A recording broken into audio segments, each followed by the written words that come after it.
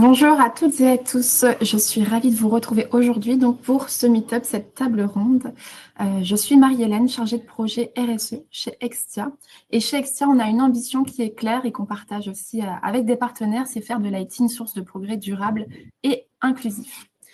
Aujourd'hui, ce qu'on vous propose, c'est une table ronde sur le sujet de l'éco-conception et puis plus particulièrement sur le gap qu'il peut y avoir entre la théorie et les réalités du terrain face aux enjeux actuels.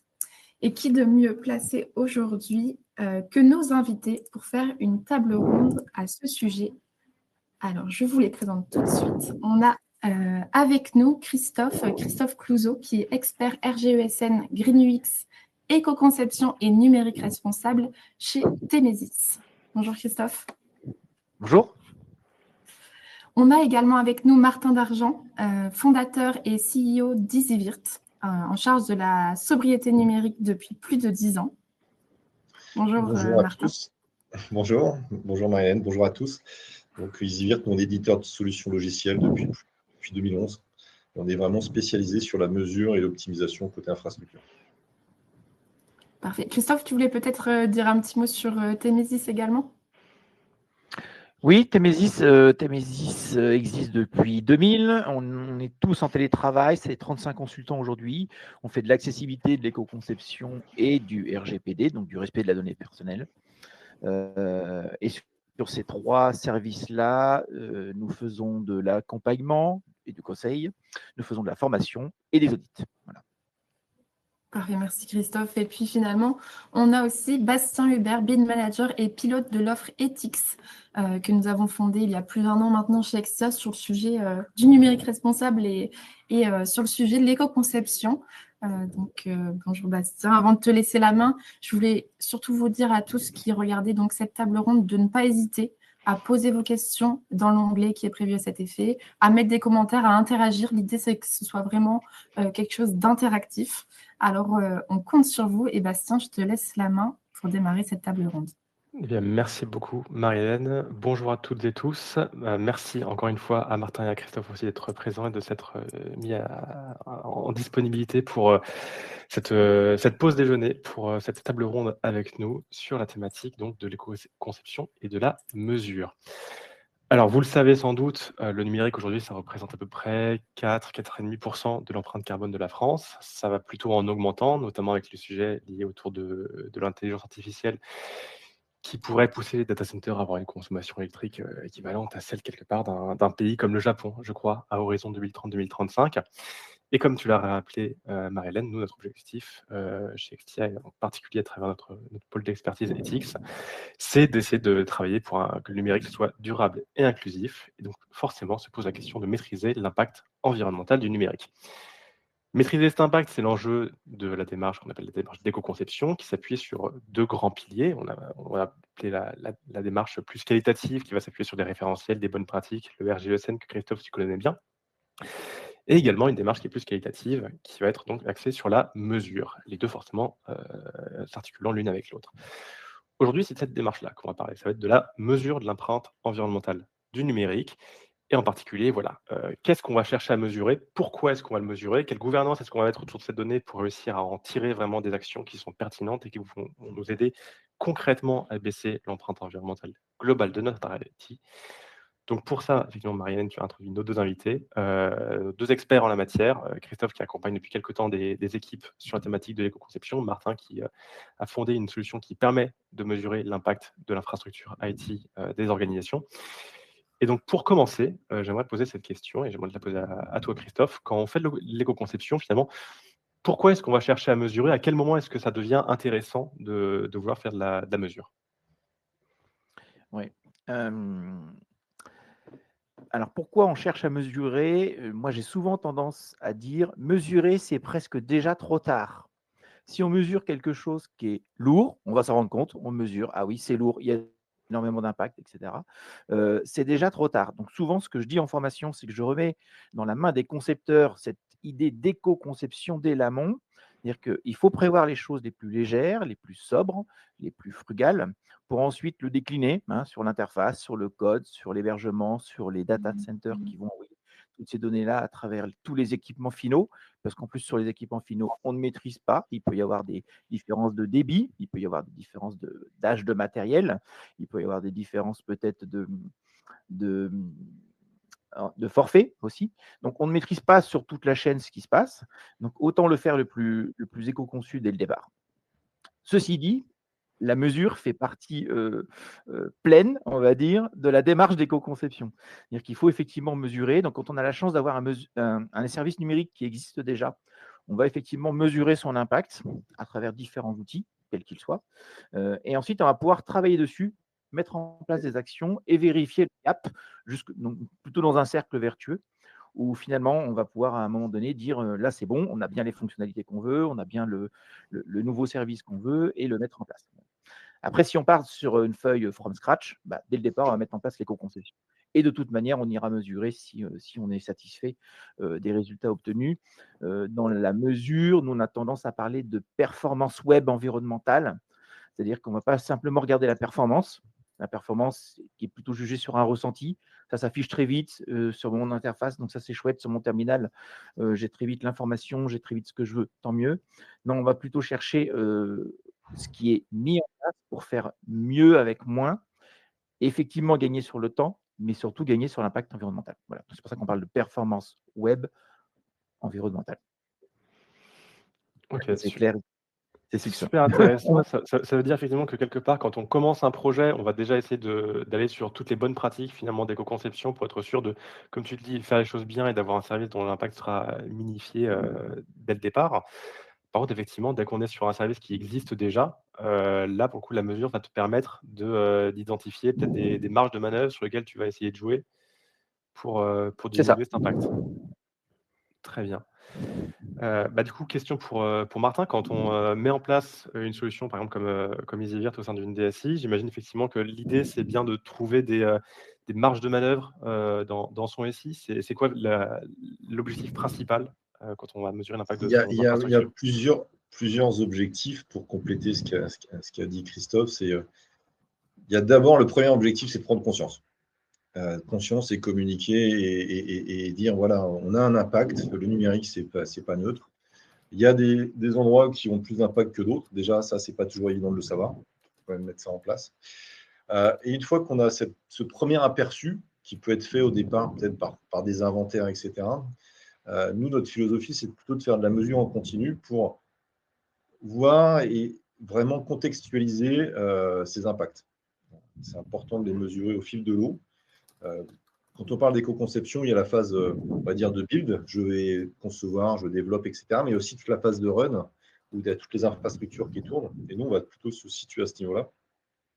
Et l'importance de mesurer au fil de l'eau, c'est que on va être en capacité d'identifier donc, ce qui consomme beaucoup, ce qui est utile, ce qui n'est pas utile, parce que dans l'éco-conception, comme le disait Christophe, il y a toute une phase aussi d'analyse du besoin, de ce qui est utile, pas utile, mais il y a aussi des mauvaises habitudes qui sont prises dans l'infrastructure. On a des machines virtuelles qui tournent pour rien parce qu'on a oublié de les décommissionner. On ne densifie pas forcément les serveurs parce qu'on se met ceinture bretelle sur plein de niveaux. Donc, il y a une masse d'optimisation, entre guillemets, ou de gaspillage, ça dépend comment on le voit, qui peut être revue. Et ça, cette mesure réelle, elle va permettre d'identifier, de faire prendre conscience à tout le monde et de mettre en place des actions et aussi de voir le résultat de ces actions. Puisqu'on mesure en continu, on va voir que cette action qui a été mise en place de densification, on a moins de serveurs physiques, l'impact global est diminué et j'ai un résultat positif. Ou à l'inverse, j'ai rajouté des serveurs, j'ai pas bien densifié et j'ai une explosion de mon impact environnemental. Ça, c'est des éléments très, très importants pour avancer, communiquer et embarquer tout le monde dans une démarche, en fait. Ok, effectivement. J'entends du coup qu'il y a un des objectifs qui est derrière effectivement de mesurer, enfin de maîtriser l'impact environnemental parce qu'on va réussir à mieux densifier nos machines, on va réussir à récupérer aussi de l'espace dessus pour pouvoir peut-être le allouer pour d'autres usages à coût constant. Donc il y a une question économique derrière aussi. Il y a peut-être aussi une question réglementaire, je peux imaginer. Tu nous avais transmis, je crois, une slide qui représentait l'évolution quelque part de la réglementation autour du numérique et du numérique responsable. C'est une motivation aussi pour aller vers de la mesure? Ça, c'est clairement tout. En fait, ce slide-là, on ne va pas rentrer dans le détail de tout ce qui se passe, mais il montre surtout qu'il y a une augmentation des réglementations, des prises de conscience autour de l'impact du numérique. Et même si on a un petit retour en arrière avec Trump ces dernières années, avec la CSRD, c'est quand même un mouvement constant et qui fait que forcément, on sait que le numérique, ça a un impact, ça consomme beaucoup, et en plus avec l'IA de plus en plus. Donc, on va avoir des problèmes de contraintes, même purement stratégiques à ce niveau-là. Donc, on en parlait justement avant la réunion avec Christophe, pour faire bouger et mettre en action, il faut souvent de la contrainte. Et savoir qu'on va avoir la contrainte et qu'on va être obligé. La contrainte, ça peut être légal, comme on voit ici, mais ça peut être aussi une contrainte financière. En ce moment, actuellement, le coût des serveurs a explosé, le coût de la RAM a explosé. On ne peut plus se permettre de racheter un serveur comme ça, juste parce qu'on a un petit besoin. On va d'abord se poser la question d'optimiser avant de racheter, parce que ça coûte très, très cher. C'est une contrainte financière. On peut avoir aussi une contrainte de temps, on peut avoir d'autres contraintes, mais c'est cette contrainte qui va faire bouger les choses. Et ce qui est intéressant, c'est que tu as évoqué l'aspect coût, les aspects financiers. Ben souvent, l'optimisation, et Christophe, je pense, le confirmera, globalement, quand on prend bien les choses et qu'on met bien en place, il y a un impact positif au niveau. On va faire des économies. Il y a une petite marche à monter au départ, mettre en place des actions, mais après, on va optimiser, on va être efficient, on va gagner à la fois sur l'aspect environnemental et sur les coûts. En fait. Christophe, si tu veux rebondir sur la question de la contrainte, effectivement, Oui, toi, tu le sens comment, oui, effectivement, au tout vu à fait. de ce que vous faites comme activité chez Temesis? Est-ce que c'est effectivement plutôt la contrainte qui va arriver, les coûts, la réglementation? En fait, j'avais 2 points où je voulais rebondir, mais je voulais Je laisser t'en prie. terminer Martin. Le premier point, effectivement, sur la démarche, on a oublié de préciser qu'on est dans une démarche d'amélioration continue. Oui, C'est pour ça que Martin parle effectivement de mesures au fil de l'eau et en continuité, et c'est tout à fait juste, c'est-à-dire que dès le départ, on ne sera pas éco-conçu. On va juste chercher à optimiser et à faire de la sobriété au mieux, souvent en gagnant en maturité et avec les outils et avec ses propres compétences, voire même avec éventuellement les contraintes qui arrivent, qu'elles soient réglementaires ou qu'elles soient des contraintes choisies ou des contraintes subies. Actuellement, c'est plutôt des contraintes subies, vu le contexte géopolitique mondial. Donc, je voulais revenir sur ce sujet-là. Effectivement, en éco-conception, ce qu'on voit bien, nous, je ne sais plus d'où sort cette étude, mais il y a un chiffre qui avait sorti que à peu près 70 à 80% des fonctionnalités d'un service numérique ne sont jamais utilisées ou sous-exploitées. Alors, quand je parle de fonctionnalité, ça peut être du contenu, ça peut être de l'interaction, ça peut être différentes choses. Hein.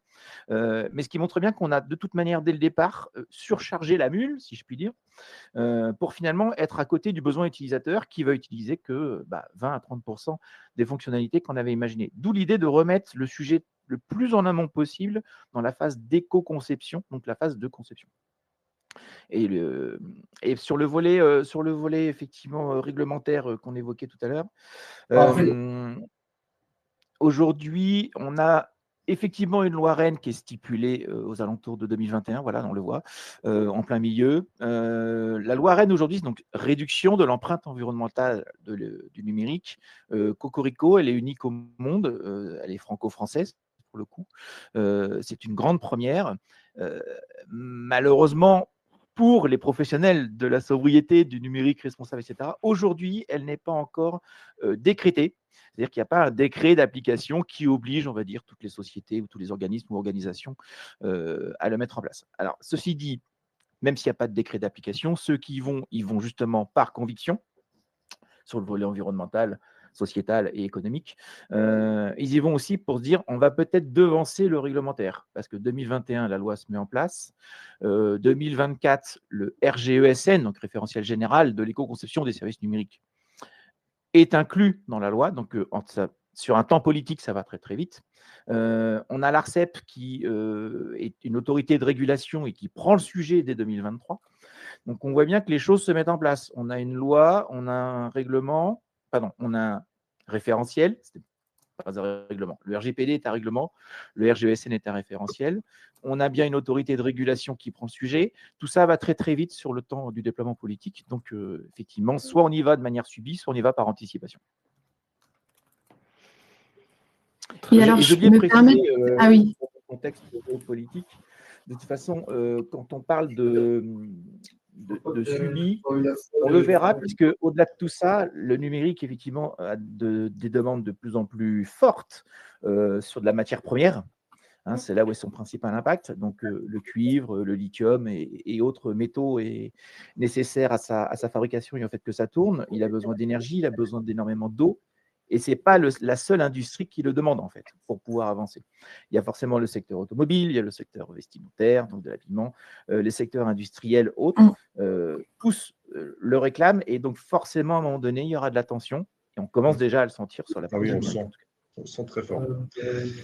je pense que Christophe a commencé à y répondre, mais Jean-Baptiste posait une question du coup dans le chat en disant que l'IT, c'est un milieu vaste, à savoir quels sont les secteurs que vous visiez. Côté EasyVirt, nous, on vise vraiment le secteur de l'infrastructure IT, donc c'est tout ce qui est serveur physique et virtuel, et voir un peu plus large, tout ce qui est bed stockage et switch. C'est vraiment l'IT dans le data center. On va dire.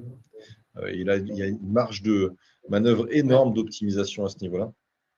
Et actuellement, comme je disais tout à l'heure, il y a un coût faramineux en fait, qui arrive. Les prix des serveurs ont été multipliés par quasiment 10 là, dernièrement, là, en très peu de temps. Donc il y a une vraie nécessité d'y aller aussi, pas qu'environnemental en fait. Voilà, c'est vraiment global. Et côté Témésis, effectivement, on regarde de façon, quel que soit le secteur d'activité, on travaille pour tous les secteurs associatifs, privés et publics. Et quand on regarde un service numérique, on essaye, autant que faire se peut, de regarder le service numérique dans son ensemble. Donc aussi bien côté front que côté serveur et que côté infrastructure, pour pouvoir aller chercher effectivement les meilleurs points d'optimisation. C'est très souvent côté infrastructure quand même, il faut l'avouer. Mais là, je pense que je redonne la main à EasyVirt là-dessus. Voilà, on le voit souvent comme ça, mais on se rend compte que parfois, changer quelque chose côté front a une incidence sur toute la chaîne, y compris jusqu'aux équipements finaux. Oui, c'est clair. Ça peut peut-être permettre de faire le lien avec le slide, tu sais, sur l'effet cascade, Bastien. Je peux peut-être expliquer ce slide-là. Ah bah, je t'en prie, effectivement, ça doit Ouais. être la 10e, on peut directement sauter dessus, je pense. Je vais aller directement dessus, ouais. C'est bon, je pense. Ouais. Parfait, merci. Bon. Là, c'est un slide que je présente régulièrement, qui commence un peu à dater, mais qui est très intéressant parce qu'il résume un peu toute la déperdition, on va dire, le gaspillage sur toute la chaîne IT. Qu'est-ce qu'il dit? Il dit que pour 100 watts d'énergie produit au niveau informatique, j'ai moins d'1 watt qui est vendu pour du process informatique en bout de chaîne. Et la déperdition, elle se fait au niveau du data center, du fournisseur d'énergie, du data center, du matériel, la sous-utilisation du matériel, l'éco-conception logicielle et de l'usage. Ce qu'on dit à tous nos clients, si vous voulez baisser votre impact, il faut jouer sur tous les leviers. Mais plus vous travaillez en début de chaîne, c'est ce qu'on disait un peu tout à l'heure, si vous arrêtez de développer des trucs qui ne servent à rien, si vous codez proprement, vous mettrez beaucoup plus d'applications par serveur. Donc, vous aurez besoin de moins de matériel, donc moins de data center, donc moins d'énergie. Donc, en fait, en début de chaîne, ce n'est pas 1 watt qu'on gagne, c'est 100 watts. Et l'autre intérêt de ce slide, c'est qu'on a tous les interlocuteurs autour de la chaîne, autour de la pièce. On a la maîtrise d'ouvrage qui va définir le besoin. On a les développeurs. On va avoir les gestionnaires d'infrastructures, les gestionnaires de salles, ceux qui fournissent le matériel, les fournisseurs d'énergie, etc., etc. Et ça, on voit bien qu'il y a à tous les niveaux, il y a de la déperdition et il y a des leviers. Et ça implique vraiment tout le monde. Et ce slide, il illustre pas mal. Ce qui manque juste dans ce slide, c'est qu'on ne voit pas trop aussi le. Là, on parle que d'énergie, mais il y a aussi tout ce qu'on appelle l'énergie grise. Le fait de moins acheter de serveurs, de moins de matériel. Il y a aussi toute la part fabrication de l'impact environnemental du matériel. On ne voit pas ici. Mais tout est vertueux à ce niveau-là, en fait. Et je ne sais pas si tu veux rajouter par rapport à ça, Christophe, des points. Mais en tout cas, l'éco-conception logicielle et la définition du besoin, elle est vraiment au début de la chaîne, comme on le disait. Mais elle se répercute et a un effet de levier énorme sur tout l'ensemble.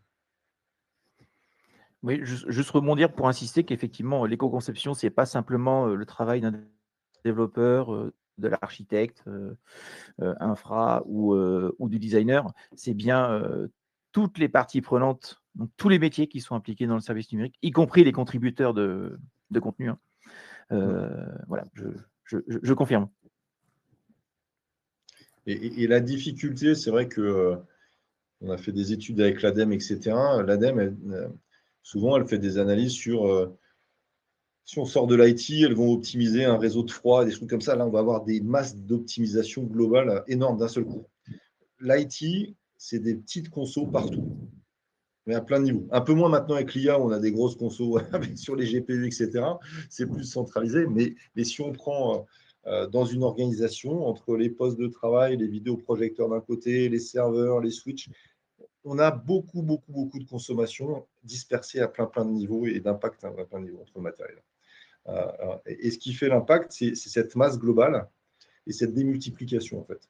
Il y en a partout et il faut la mesurer pour en prendre conscience, comme je disais tout à l'heure, identifier et rationaliser tout ça, maîtriser. La maîtrise de tout ça, l'efficience va permettre de baisser l'impact global. Ça, c'est très important. Ok, c'est vrai que moi, c'était toujours une des questions que je me posais quand on voyait effectivement cette dispersion finalement de l'impact environnemental du numérique, où c'est un petit peu sur des écrans, un petit peu sur des ordinateurs, un petit peu sur des routeurs, un petit peu sur des serveurs.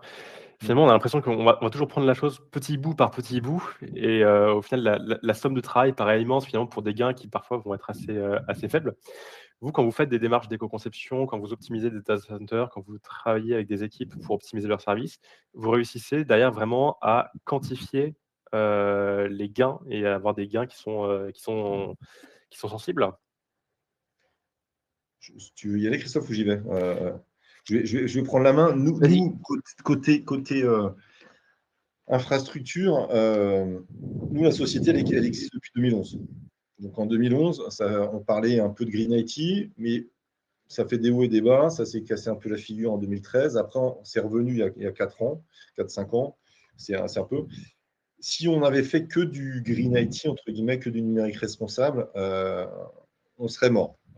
Nous, on va mettre l'accent sur finalement bien maîtriser son SI. On va faire des gains économiques et des gains environnementaux. Et oui, on va pouvoir les quantifier.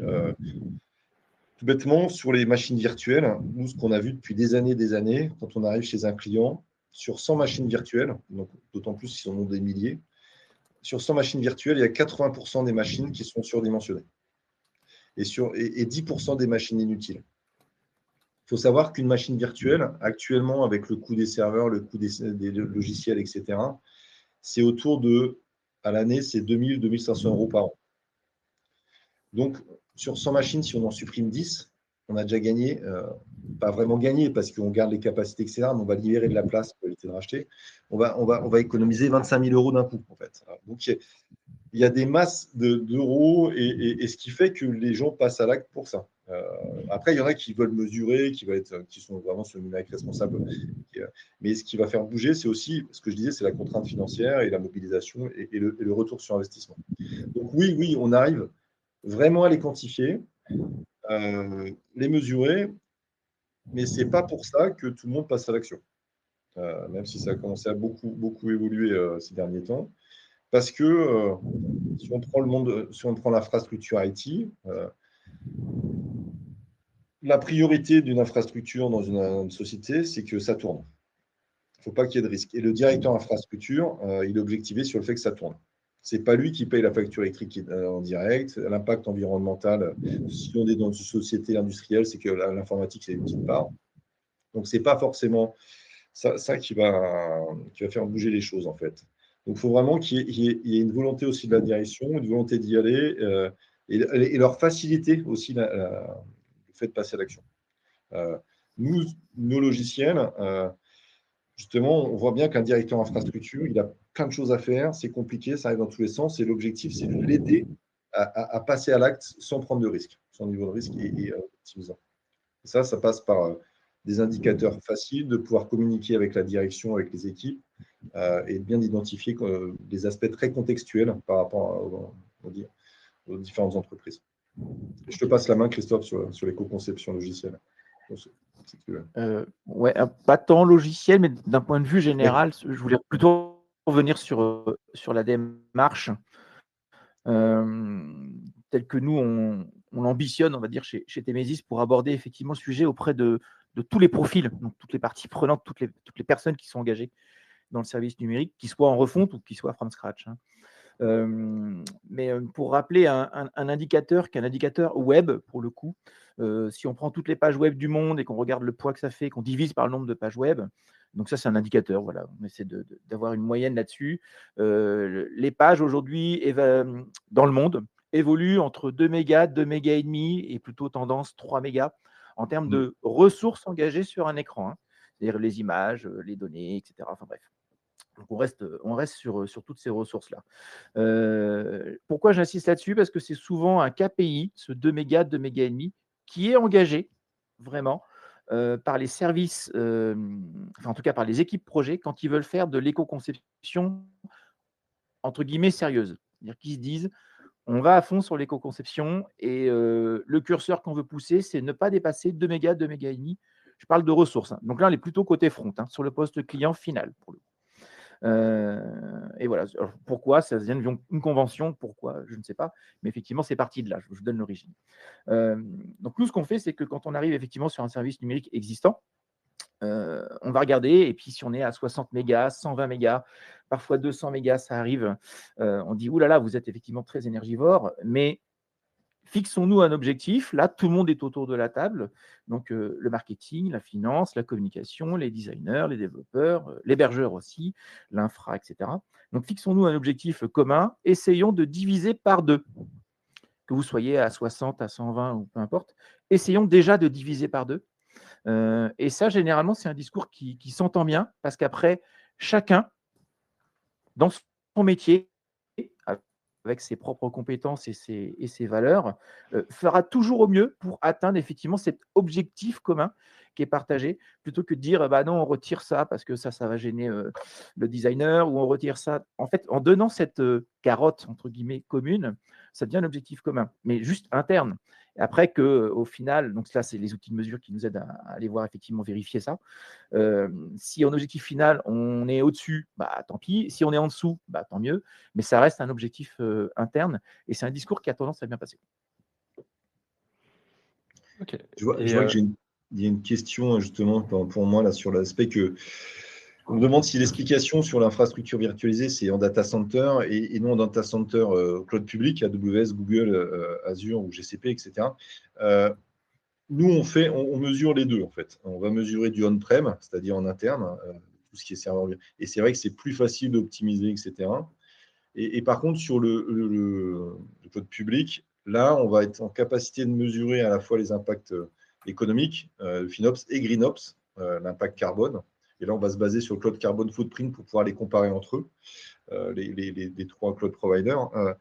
Et là, globalement, quand on fait du FinOps, on va faire du GreenOps la plupart du temps. C'est-à-dire que quand on a beaucoup de gaspillage aussi dans le cloud public, on laisse tourner des instances pour rien, elles ne sont pas forcément bien dimensionnées, etc.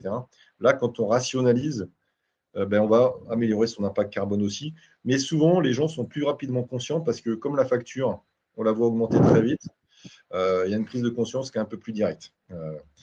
Alors que j'aurais tendance à dire, c'est pareil en interne, sauf qu'on paye en début d'année ou on paye son infrastructure one shot, on va dire. Il y a un cas d'usage où dans le cloud public, le FinOps n'est pas lié au GreenOps, ça ne va pas dans le même sens. Il y a un seul cas d'usage, c'est quand vous allez sélectionner des instances dans un data center, dans un pays où l'énergie est plus carbonée. Voilà, par exemple, et c'est le seul cas d'usage. Et la plupart du temps, dans 95% des cas, si vous faites du FinOps, vous allez rationaliser, vous allez baisser, vous allez gagner sur l'impact. J'espère avoir répondu à la question. C'est très intéressant. Ça va me permettre aussi de faire la transition, je pense, avec finalement une autre partie qui va être plus sur la mesure et la méthodologie et les outils qu'on peut mettre à disposition. Alors, on en a déjà un petit peu évoqué quelques-uns là. Donc, on a effectivement évoqué votre solution côté EasyVir, donc CO2Scope. On a un petit peu évoqué aussi Cloud Carbon Footprint, qui est plus sur la mesure du coup spécifique des cloud providers. Toi, Christophe, tu parlais plutôt de mesurer la bande passante finalement qui est utilisée pour le chargement d'une page, voir effectivement si c'est 2, 3, 5, 20 mégaoctets ou plus. Finalement, qu'est-ce qui est intéressant à mesurer concrètement et dans quel contexte est-ce qu'on va vouloir recourir à quel outil? Alors Christophe, tu m'avais passé cette slide-là, qui, je trouve, récapitule très, très bien en fait les différents outils. Selon le Oui. contexte où l'on est, selon la maturité de l'équipe, vers quoi est-ce qu'on va essayer de se diriger? Comment est-ce que tu fais ton Alors, arbitrage de l'outil? pour vous expliquer un peu ce slide qui est chargé, mais vous allez comprendre en fait qui est extrêmement simple. Si on divise la partie inférieure de la partie supérieure, la partie inférieure, c'est tout ce qui est des outils qui aident quand on est en phase de développement d'un service numérique. Et au-dessus, donc la moitié haute, c'est tout ce qui concerne la prod, donc le run, une fois que le service numérique est effectivement accessible au sens j'y accède. Pas accessible au sens accessibilité. Et ensuite, c'est découpé verticalement sur donc de la gauche, tout ce qui concerne plutôt la partie front, donc le poste et l'équipement final. À l'extrême droite, pour le coup, c'est tout ce qui est la partie serveur. Et entre les deux, on va dire le réseau, en positionnant aussi le cloud.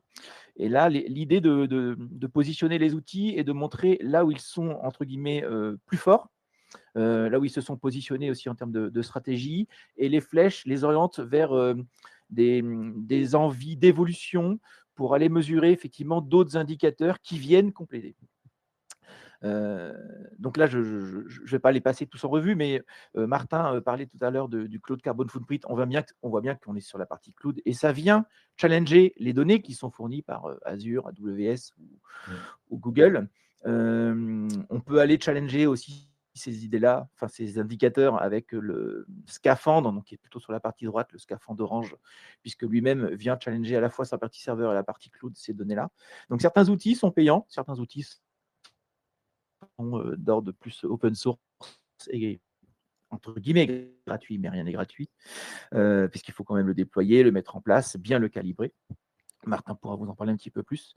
Donc, en fonction de ce qu'on cherche à obtenir, et en fonction aussi de la maturité du service numérique, en fonction de la maturité des personnes qui reçoivent aussi ces indicateurs-là mesurés, on a forcément des informations différentes. Et c'est pour ça que dans cette galaxie-là d'outils, on parle, nous, plutôt d'évaluation, puisque globalement, quand on prend ces outils-là, pour bien comprendre pourquoi il y en a des différents, c'est que à la base d'un outil, on va chercher à avoir des indicateurs. Donc, on va se mettre d'accord sur je voudrais tel indicateur. Donc, je veux effectivement remonter ma consommation énergétique sur la partie serveur, pas tant sur la bande passante. Ou je veux voir, moi, le poids de mes médias ou de mes vidéos, ou de ce qui passe quand je lance une vidéo. Donc, je suis plutôt de nouveau sur la partie serveur. Bref, on va avoir tous ces KPI-là qui vont être recherchés. Une fois qu'on a défini ces indicateurs, on cherche à les remonter, donc comment je les rapatrie sur mon dashboard, parfois avec des solutions open source, parfois avec des solutions à développer sur mesure. Une fois que j'ai tout ça, je vais devoir y mettre des seuils.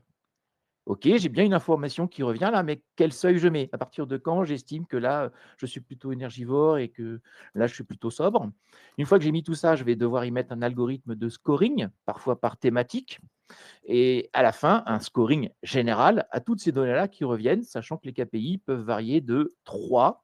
Par exemple, si je prends Ecoindex, c'est simplement 3 KPI, 3 indicateurs qui sont mesurés, versus une soixantaine, une centaine, voire même plus, selon les outils.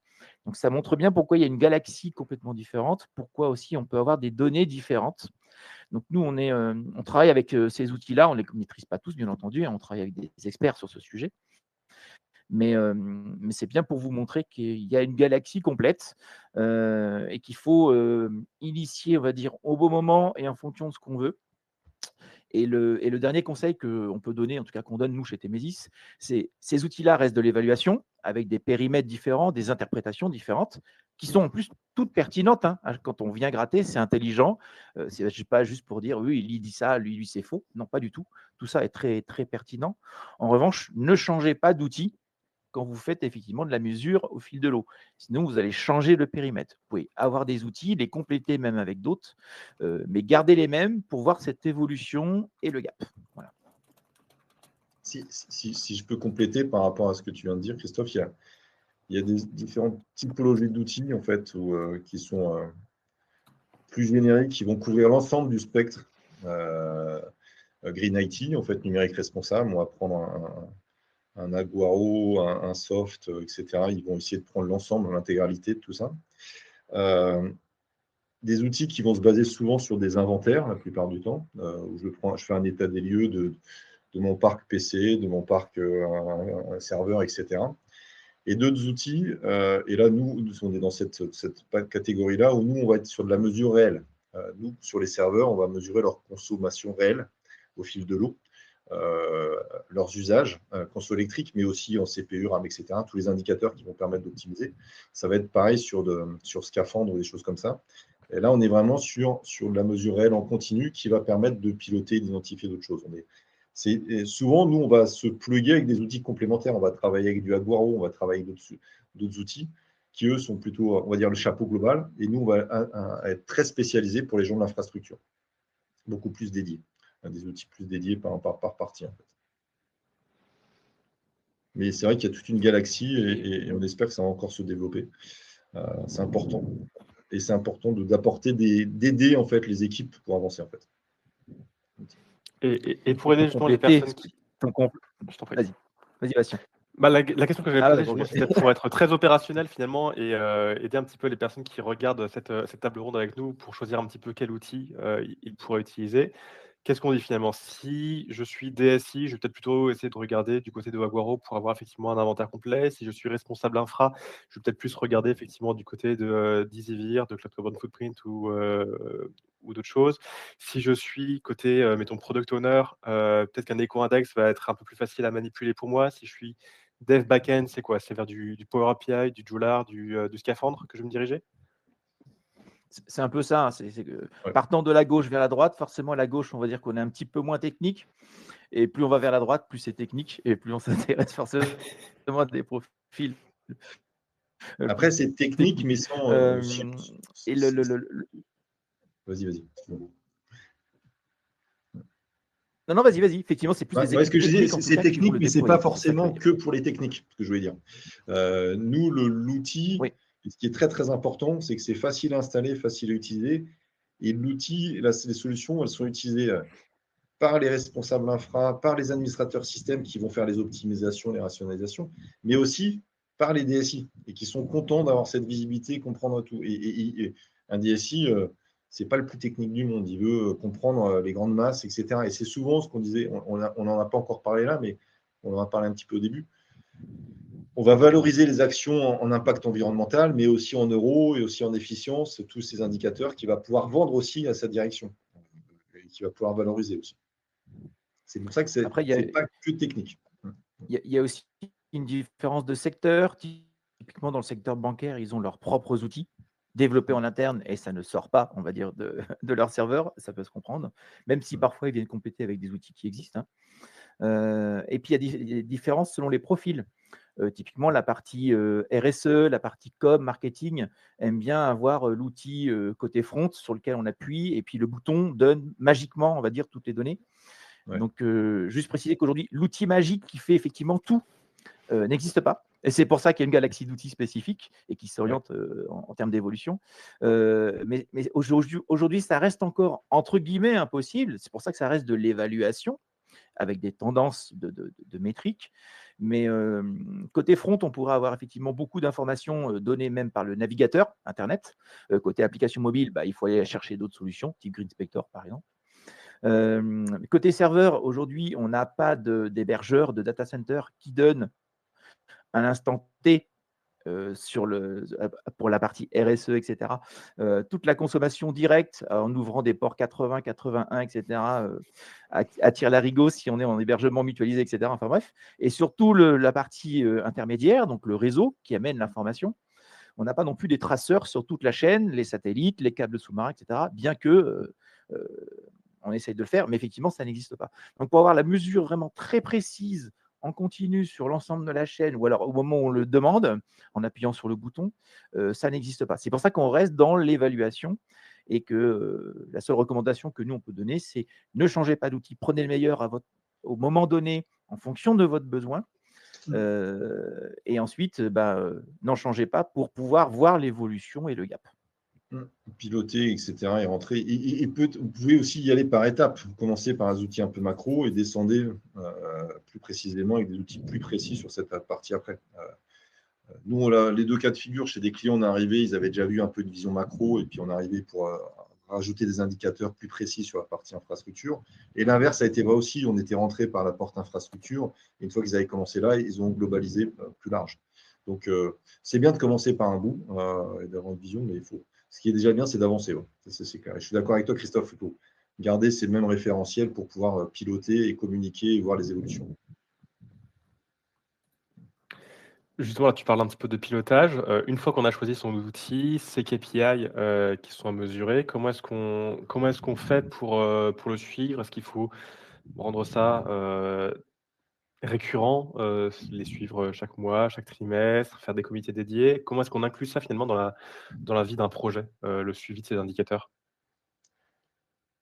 Ben, ça va dépendre quel va être ton persona qui gère derrière. On va peut-être aller voir quelques écrans en fait, qu'on a. En fait. Nous, comme on fait de la mesure en continu, on va automatiquement voir, par exemple, là, ici, l'impact carbone par hyperviseur. Automatiquement, on va voir les actions qui sont mises en place, etc. Après, souvent, le référent numérique responsable, lui, il va faire ça plutôt tous les trimestres. Ça va dépendre aussi, ou tous les mois. C'est moins, il est moins dans l'opérationnel tout de suite, il est plutôt dans est-ce qu'on va dans la bonne tendance. Ça va dépendre des personnes. En tout cas, si vous avez un outil comme CO2 Scope, ou des outils qui pilotent en temps réel, il va y avoir les opérationnels qui font les actions, qui avancent. Et il va y avoir les managers qui rendent les comptes derrière pour voir si on avance dans le bon sens ou pas. Et les outils aident aussi à prendre les bonnes décisions. C'est ce qu'on n'a pas dit aussi encore, c'est que on change aussi certains paradigmes, certaines façons de faire. D'apporter ce regard un peu différent, vision carbone, souvent, on va arrêter de surdimensionner tout le temps. On va commencer à réfléchir budget euro, mais aussi budget carbone ou budget environnemental. Et là, nous, par exemple, notre outil permet de dire, si je fais ce projet-là, quel va être le coût, mais quel va être l'impact carbone aussi. Et si je suis à budget carbone contraint, ben, j'y vais pas. J'ai la possibilité de choisir. Pour être franc, il y a très peu de projets qui ne se font pas parce que le budget carbone est trop élevé, mais ça fait réfléchir et ça commence à avancer, ça commence à infuser. C'est une première diffusion là-dessus. Donc oui, ça devient un outil. Il y a aussi un point très important. Ces outils-là, n'importe quel outil, ça doit être intégré dans les process pour que ça soit pérenne. Ça ne doit pas être un one-shot. Si c'est un one-shot, c'est bien, on va le faire, on est content, on a rendu ses comptes, etc. Mais on va tout recommencer l'année prochaine, on va se rendre compte qu'il y a eu plein de dérives, etc. Il faut vraiment que ça, en tout cas, nous, côté, si on prend la partie infrastructure, nous, nos clients mettent en place des comités entre guillemets, de nettoyage tous les trimestres, d'optimisation, en disant, ben voilà, je vois avec mes équipes qui m'ont demandé la création de certaines VM, etc., de machines virtuelles. Est-ce qu'elles sont toujours utiles? Parce qu'on a l'identification de machines qui ne font rien, mais il faut confirmer que c'est inutile. Celles qui sont surdimensionnées, est-ce qu'on peut les redimensionner? Est-ce qu'on peut densifier? Et là, on est dans un processus vertueux d'amélioration continue, ce qu'on disait tout à l'heure. Et ça, c'est hyper important. Et je vais te laisser la main, Christophe, par rapport à ça, parce que c'est aussi un peu pareil sur la partie prise de conscience et développement aussi.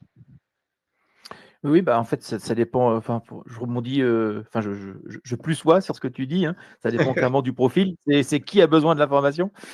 Si je prends le cas, par exemple, d'un product owner, bah, lui, il va plutôt tendance à aller vérifier effectivement en fonction des features ou des évolutions.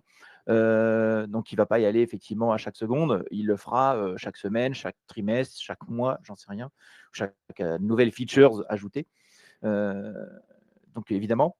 Sachant que côté conception, on aura toujours tendance quand même à estimer, donc là on sort carrément de l'outil, mais en fonction de la maturité et la manipulation des outils, de sa propre maturité en termes de compétences et la maturité des outils, on va commencer à dire, si j'ajoute ça, peut-être que je vais consommer un petit peu plus, consommer un petit peu moins, du coup je vais l'aborder comme ça, je ne vais pas perdre en expérience, mais est-ce qu'on ne peut pas faire autrement? Eh bien si, faisons-le autrement pour atteindre le même objectif côté utilisateur sans surconsommer. On commence à avoir ces réflexes-là en fait, qui se mettent côté équipe de conception. Ouais, effectivement, j'avais déjà un petit peu vécu ça. Par exemple, effectivement, on s'est pris un projet sur lequel on suivait plutôt de l'éco-index, parce qu'on était sur finalement une démarche plutôt nouvelle avec un degré de maturité assez faible. Et l'éco-index était quelque chose qui nous permettait très facilement de mesurer un impact environnemental à peu près sur un service. Et quand on développait une nouvelle feature, par exemple, effectivement, un élément avec une liste extrêmement complète, on se demandait, bon, tiens, est-ce que Finalement, si je mets un select, je vais me retrouver avec des choix très très longs et donc ça va pénaliser mon DOM et donc ça va pénaliser mon éco-index.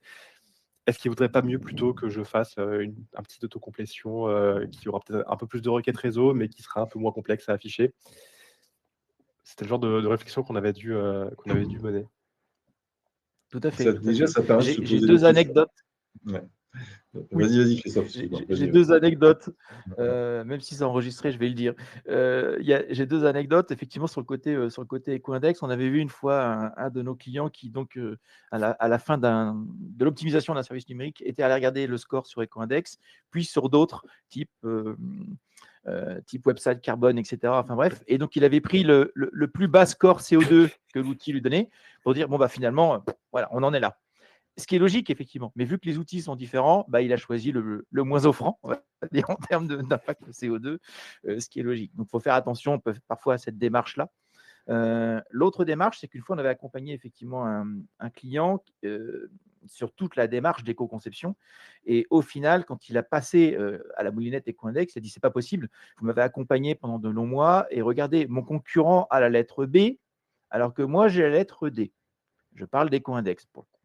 Et là, il a fallu remonter d'un cran sur la pédagogie et finalement lui expliquer comment ces seuils-là arrivent avec Ecoindex, mais comment avec d'autres outils, et là, c'était l'outil simplement dans le navigateur Internet, on ouvre les réseaux, on regarde ce qui se passe dans la bande passante, on regarde les ressources qui sont réellement exploitées, et il était 10 fois moins impactant que son concurrent. Oui. Donc, certes, l'outil disait l'inverse, mais par contre, nous, avec la donnée brute, on lui prouvait un autre discours, et en lui disant, regardez, effectivement, on est allé bien plus loin. Donc, cette personne avait été un petit peu déçue parce qu'elle envisageait de faire des concours. Et le concours étant basé sur Ecoindex, il s'est dit, c'est dommage, je vais voir ma coupe m'échapper des mains. Mais en revanche, avec un discours plus pédagogique et plus factuel que simplement une interprétation d'outils, on arrivait sur des choses qui vont beaucoup plus loin. Voilà. Donc, c'est important, c'est pour ça que je précise bien, ces données d'outils peuvent parfois donner un point de vue biaisé, et c'est pour ça qu'il faut bien les connaître quand même, d'où l'idée de maturité, d'évolution, etc. Et c'est pour ça qu'il faut faire attention à ces outils comme Ecoindex qui ne sont pas de la mesure réelle. C'est des indicateurs de bonne pratique qui évaluent, mais qui ne sont pas juste, parfaitement justes en fait. C'est des bonnes pratiques. C'est pour ça qu'un Green Inspector qui fait de la mesure réelle, c'est plus compliqué à mettre en œuvre, mais là on est sur la vraie mesure et des gains derrière. Mais tous les outils ont leur intérêt, donc c'est plutôt. Mais c'est comme le disait Christophe, il faut regarder, il faut les connaître, il faut savoir comment on avance. Exactement. C'est vrai qu'il y a ces outils finalement qui sont très axés sur la mesure. Il y a des outils qui sont plus basés sur une forme de modélisation avec des indicateurs proxy. Et Ecoindex, ça se base sur 3 indicateurs proxy qui sont le poids de page, le nombre de requêtes et puis la complexité de la page web. Effectivement, il y a des cas où c'est pertinent, il y a des cas où ça l'est moins et où ça va effectivement fausser un petit peu le résultat par rapport à la réalité. Là où des outils qui sont plus basés sur de la mesure, du EasyVir, du Scaphandre, du Power API, vont vraiment essayer de mesurer la consommation au niveau du processeur pour avoir un impact qui est très précis. Et on a une nouvelle question de Jean-Baptiste justement par rapport aux données qui vont être exploitées pour faire les estimations. Quelles sont les bases qui sont utilisées pour faire les estimations en kilo CO2 équivalent? Alors les bases, ça va être, ça dépend ce qu'on a derrière. Sur l'aspect, voilà, je parlais d'EasyVirt, c'est nous, on va remonter les consommations réelles des serveurs en se basant donc la consommation électrique. Et après, on va demander au client de paramétrer son mix énergétique suivant où est son data center. Donc c'est lui qui va mettre quel est le poids carbone de son kilowattheure, si je simplifie un petit peu. Et donc c'est lui qui va identifier normalement en local, etc. Après, si on fait du multicritère, donc multicritère, c'est-à-dire pas que des impacts carbone, on va plutôt se baser sur des bases de données comme avec Resilio ou Negaoctet ou d'autres bases de données plus larges. Negaoctet, non, j'aurais tendance à dire Resilio actuellement sont un peu les leaders, entre guillemets, ils évoluent pas mal leur base de données sur cette partie multicritère en fait. Sinon, les autres bases de données, ces bases de données de l'ADEME, ça va dépendre aussi. C'est vraiment ce qu'il faut, c'est prendre les bons critères, le mix énergétique. Et souvent, on nous pose la question, pourquoi vous n'êtes pas multicritère ou vous êtes plutôt carbone. Déjà, souvent, je réplique, c'est piloter une décarbonation, ce n'est pas simple. déjà avec un critère, un autre critère.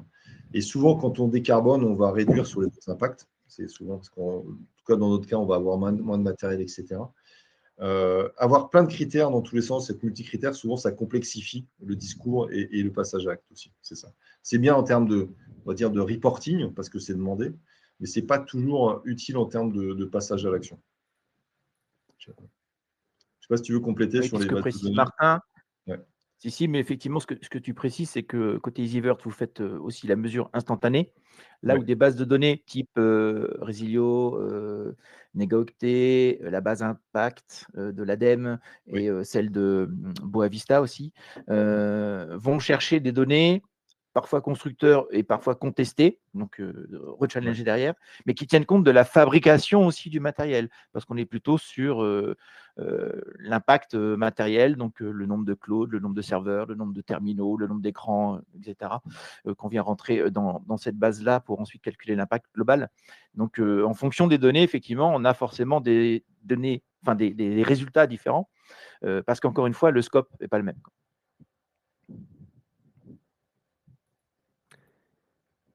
Très bien. S'il n'y a plus de questions dans le chat, et je n'en vois plus, je vois qu'il est déjà 52.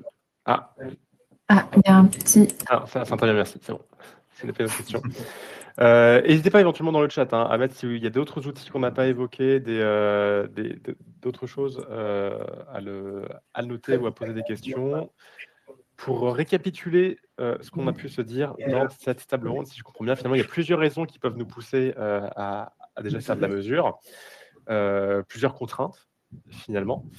Ça peut être de la contrainte opérationnelle, de la contrainte coût, c'est-à-dire que la démarche d'éco-conception, ça va nous permettre d'avoir des gains financiers derrière parce qu'on pourra optimiser son parc matériel, donc avoir des gains. Tu disais qu'une VM, ça coûtait 2 000 € par an. Effectivement, si on économise 10 VM, ça devient des coûts qui peuvent être substantiels. Ça peut être des raisons de risque aussi, se prémunir face aux nouvelles réglementations, face aux aléas géopolitiques. C'est aussi des questions de valeur pour effectivement la partie RSE, la partie limiter son empreinte environnementale. Ça, c'est les raisons qui peuvent nous pousser vers de la mesure.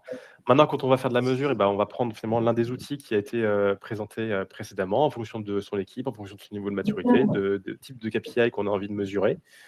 On le choisit et on le garde. On ne le fait pas qu'en one shot, mais on le fait de manière continue sur toute la vie du projet et on essaie de l'inclure finalement dans une cométologie classique. À chaque fois qu'on fait une nouvelle feature, qu'on fait une nouvelle livraison, une nouvelle mise en production, qu'on refait un inventaire régulier, c'est peut-être effectivement des comités de nettoyage mensuels ou trimestriels sur son infrastructure pour vraiment effectivement avoir des impacts qui sont notables dans le temps. Je pense que ça fait un bon résumé. Bon, je pense que c'est parfait. Juste vous remercier. Du coup, merci beaucoup Martin, Christophe et Bastien d'avoir participé à cette table ronde. J'espère que ça vous a plu. La communauté GreenTech vous donne rendez-vous. Donc, je crois que c'est le 26 mai, la semaine prochaine, le mardi à 17h30, pour un nouveau meet-up, cette fois-ci sur l'intelligence artificielle, l'impact environnemental. J'espère que vous serez au rendez-vous également et vous pourrez retrouver ce meet-up. Est-ce que je peux rajouter un petit truc juste avant que Marianne, je fais un peu la pub d'EasyVert juste avant de partir. Si jamais vos clients veulent installer ou tester les solutions, vous allez sur le site EasyVert, vous pouvez les installer sans problème et les tester.